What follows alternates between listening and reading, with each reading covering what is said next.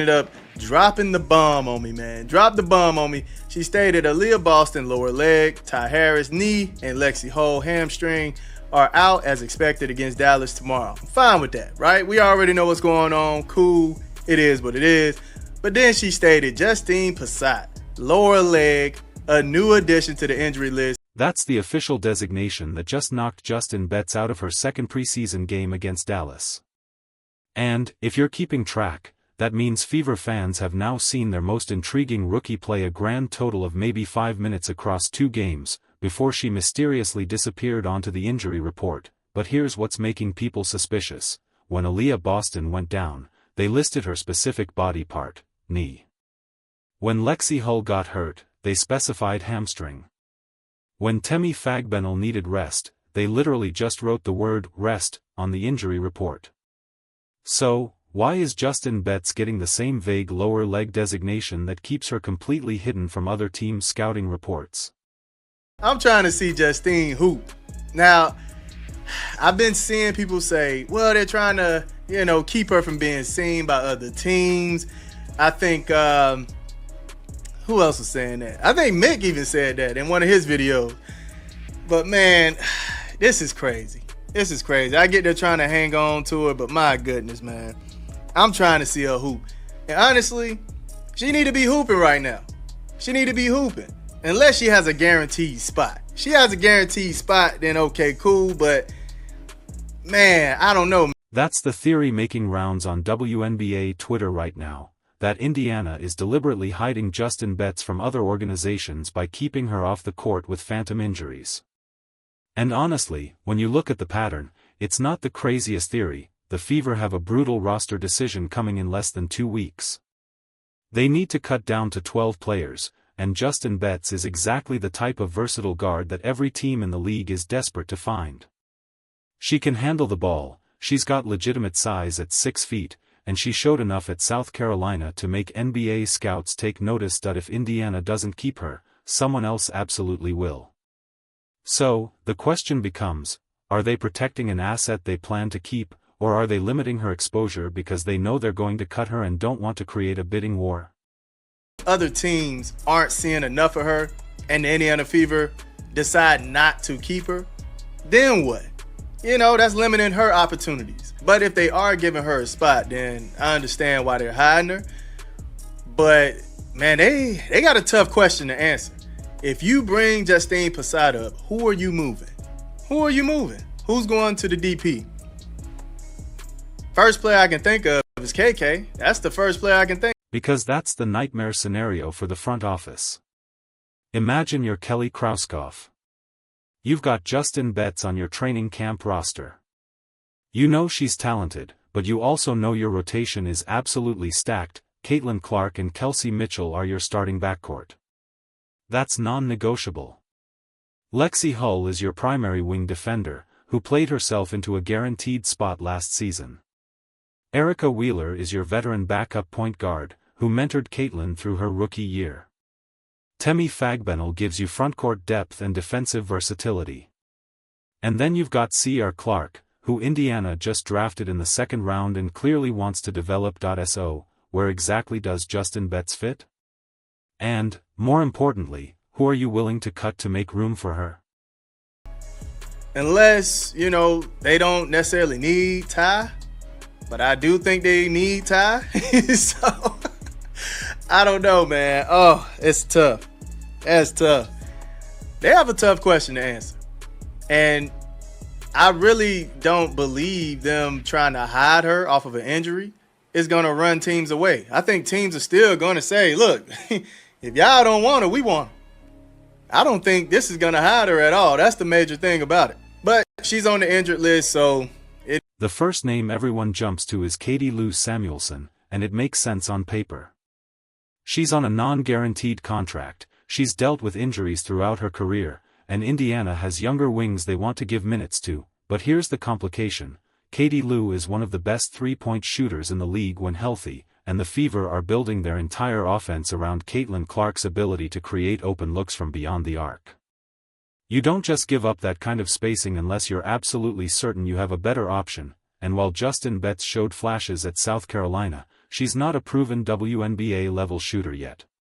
So, that's gamble number 1. Are you willing to sacrifice elite shooting for potential versatility? Rookies that I wanted to see.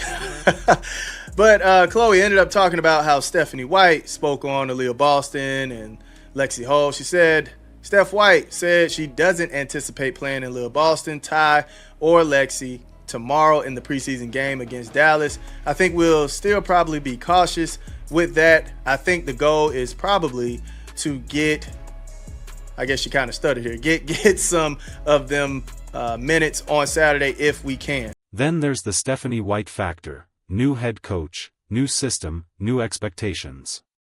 And one thing we know about Stephanie White from her first stint with the Fever, she values veterans who understand her defensive schemes. That's why Erica Wheeler is probably safer than people think, even though she's 32 years old and her athleticism is declining. Wheeler knows how to run White's offense. She's a vocal leader in the locker room, and she gives you a legitimate backup point guard who can spell Caitlin Clark without the offense completely falling apart. Justine Betts might have more upside, but she's also a rookie who's going to make rookie mistakes. And, in a season where Indiana has legitimate playoff expectations for the first time in years, can you really afford to develop a project player?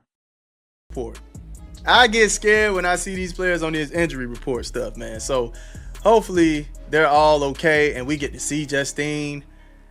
I just don't think this play works to hide her from teams. I mean, I don't see why even do it, but hopefully she's okay, man. Now, I did want to speak on what went down. I think this was yesterday. I didn't get a chance to talk on it. But it's good to see that the girls are. Now let's talk about what's actually happening with these injuries, because Stephanie White's comments about Aliyah Boston and Lexie Hull are raising some red flags. She said she doesn't anticipate playing them against Dallas, and that the goal is probably to get them some minutes on Saturday. Probably. That's not the kind of language you use when you're talking about healthy players who are just getting rest days. That's the language you use when you're genuinely concerned about whether someone's going to be ready for opening night. Aliyah Boston is dealing with a knee issue. Lexie Hull has a hamstring problem. And we're less than 2 weeks away from the season opener against Connecticut on May 16th. If these are legitimate injuries that require cautious management, Indiana could be looking at starting the season without 2 of their most important players. Hey, she been hearing the noise. Caitlin Clark been hearing the noise, dog. She out here working. She working on every shot she can get. She working on every single shot. Now, I remember it was a play where she came around off of a screen and she was at the mid-range and she kind of hesitated, dribbled one time, stepped back, and shot it instead of actually taking the shot off the pass. She didn't even really need to dribble. Just pull it at the elbow. I think she was about at the elbow. I think once she gets in rhythm and she gets it all together, because yeah, the FIBA was cool, right? FIBA was cool. She won MVP, cool. But we do understand it's a different level when you're playing in the W. It's a different speed, different physicality, in my opinion. I know they say it's more physical overseas or in FIBA, but man, I don't know, man. It's real physical in the W. But once she gets in the flow of things. And this is where the Justine Betts situation gets even more complicated, because if Aliyah Boston or Lexie Hull start the season on the injury list, that actually creates a roster spot for an extra guard. The WNBA allows teams to carry additional players on inactive status, which means Indiana could theoretically keep Justine Betts as insurance while their injured players recover. But here's the problem with that strategy. You're using a valuable roster spot on a player who might not see the court for weeks, and you're preventing her from getting meaningful development time. Meanwhile, if you cut her, she's almost certainly getting picked up by another team immediately. Phoenix needs backcourt depth after losing Skylar Diggins-Smith. Washington is rebuilding and looking for young talent. Even Dallas could use another ball handler behind Erica Agwamike. So, Indiana has to decide, do we keep her and risk wasting her development, or do we cut her and watch her contribute somewhere else? When I got on X, I saw a lot of people saying this about Raven, that about Caitlin. I'm like, dog, just let them girls hoop. They on the same team, man. We in good business now. What's going on? You know, I'm seeing South Carolina discourse. It was wild on X, y'all. It was wild, but it is good to see that. But let's get back to the elephant in the room. Are these injuries even real? Because the timing is awfully convenient.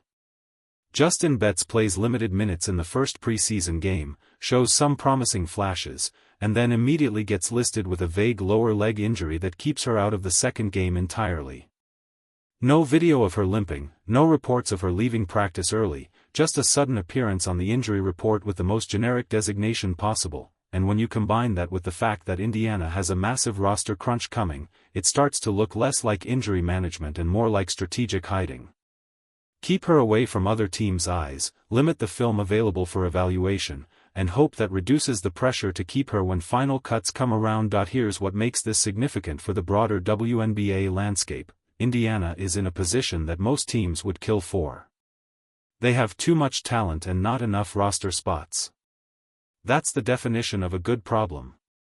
But it's also revealing just how restrictive the 12-player roster limit really is, especially when you compare it to the NBA's 15-man rosters.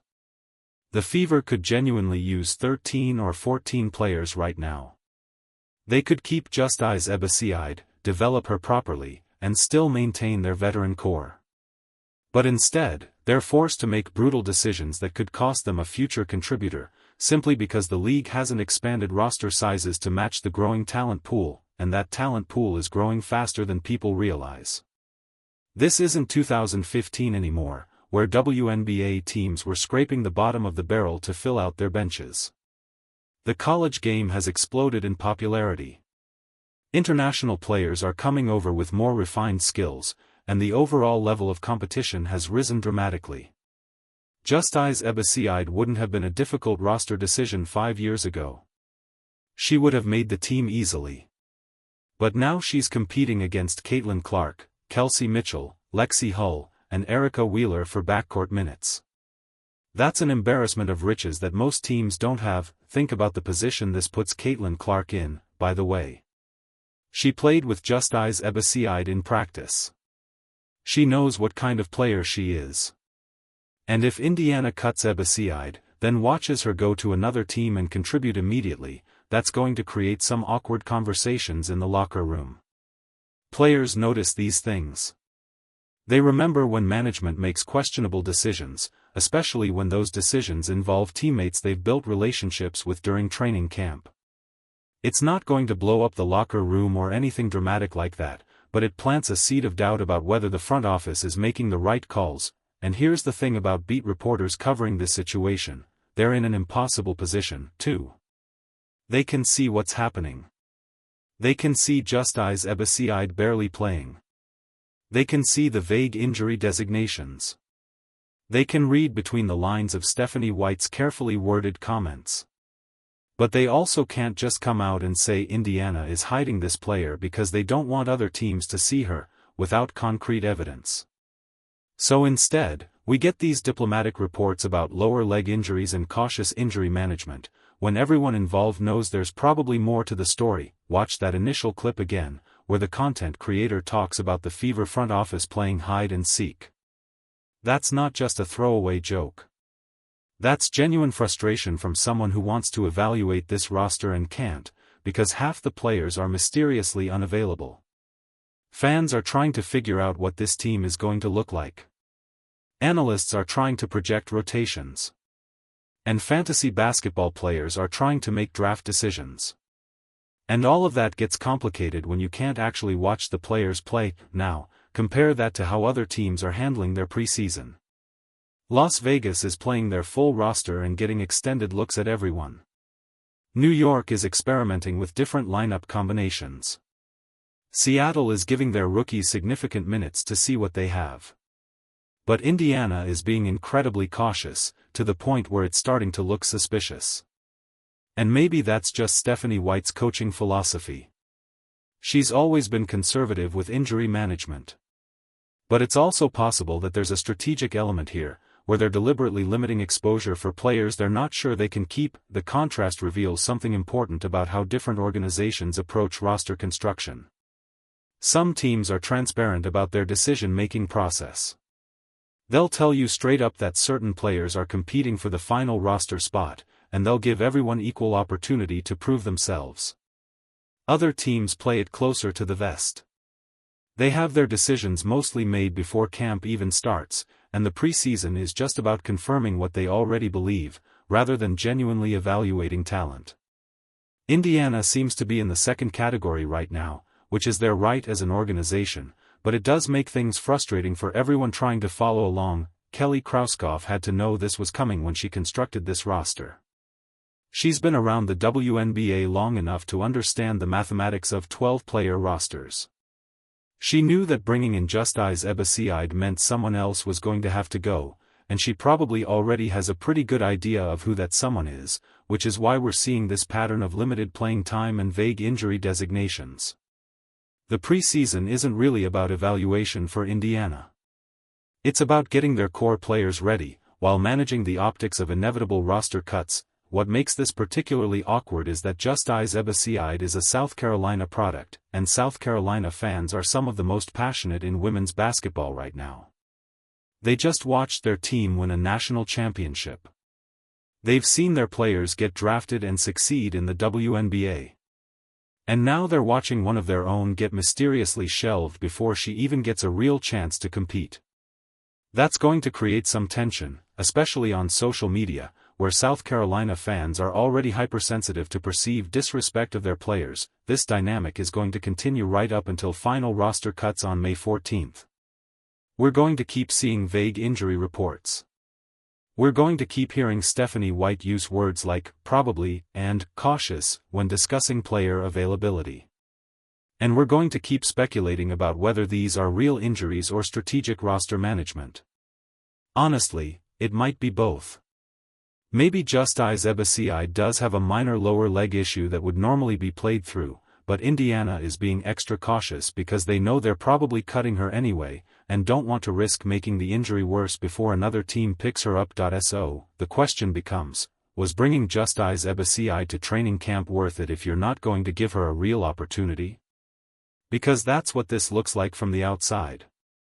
A talented player who got invited to camp as a courtesy, got limited run in one preseason game, and then got shelved with a convenient injury before final cuts. Maybe that's unfair to Indiana's front office. Maybe they genuinely plan to give her a shot, and the injury is completely legitimate. But the optics are terrible, and in a league that's trying to build credibility and transparency, these kinds of situations don't help. Where do you stand on this? Do you think Indiana is legitimately managing injuries, or are they hiding Justine Ebaseide to reduce interest from other teams?